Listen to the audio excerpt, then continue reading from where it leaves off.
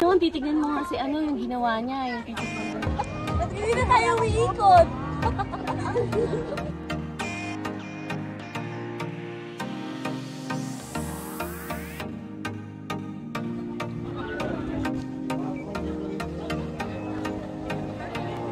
This is the Miracle Garden here in Dubai. Dadayuhin natin ang isa na siguro sa pinakamaganda at pinakamalaking hardin na nakita ko sa talang buhay ko. Bakit ko nasabi? Kasi ang hardin na ito ay may lawak na 72,000 square meters na mahigit kumulang na 50 million na mga bulaklak at 250 million na mga halaman. Kaya hindi katakataka na sila ang may hawak na the world's largest natural flower garden.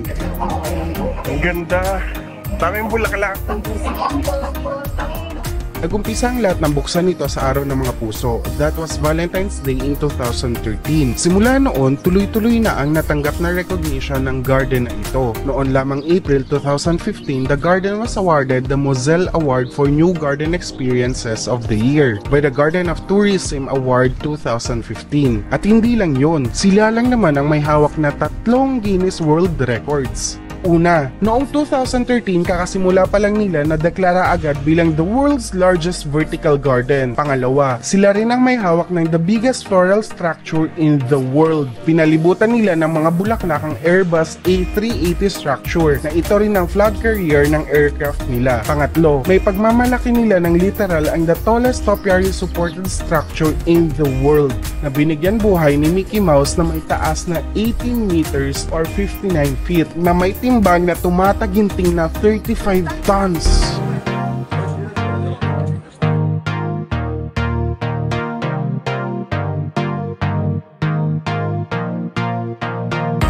Kung hindi pa kayo napapabilib, pag-usapan naman natin kung paano nila na-maintain ang ganda ng mga halaman at bulaklak. Nadidiligan ang mga ito gamit ang drip irrigation, na gamit ang reuse of treated wastewater na may average amount of 757,082 liters o 200,000 gallons of water per day. According to the officials ng Dubai Miracle Garden, ang grey waters ng City of Dubai ay direktang pinapadala ang tubig dito at nire-refilter nila ang tubig para maging isang mataas na dekalidad na tubig para magamit sa garden. Dinidiligan pala nila ang hardin sa gabi kung sarado na sila.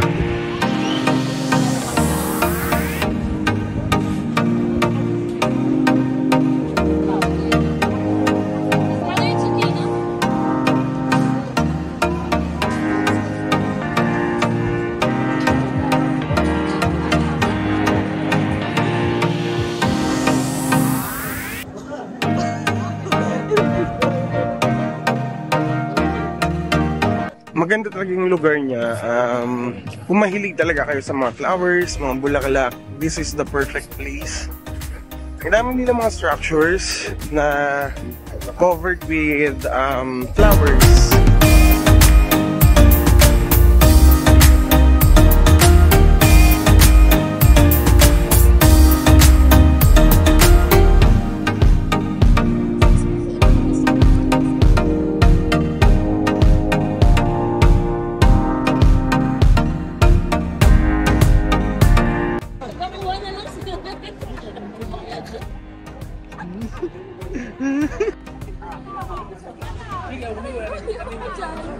Ewan ko, baka bigyan din ako ng telepono na mag-picture. Oo yun.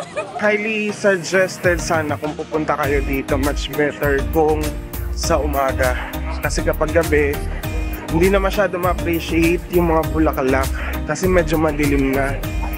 So, ayun, make sure pupunta kayo dito ng umaga or tanghali, as long as may araw.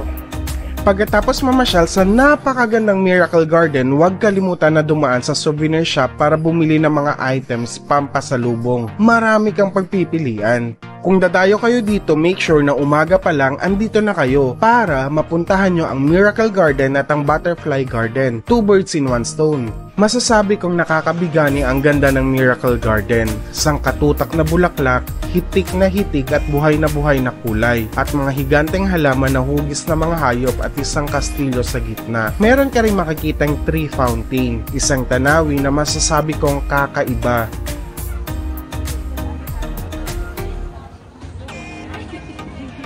Ngunit sa kabilang banda, napaisip ako na sana meron din ganito sa atin. Kung iisipin, hindi naman malayo ang magkaroon tayo ng ganitong kagandang hardin sapagkat kilala ang bansa natin sa mga natatagong likas na yaman. Nang sa gayon, hindi na natin kailangan pang dumayo sa ibang bansa, kundi sila naman ang dadayo sa atin at mamangha sa ganda ng Pilipinas.